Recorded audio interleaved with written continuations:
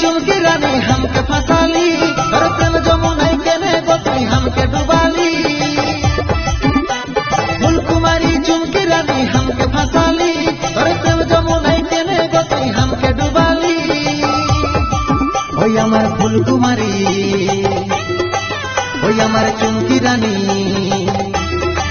ওই আমার ফুলকুমারী চুমকি রানী ভালোবাসলে মনের পথে মন মিলাই আপন বন।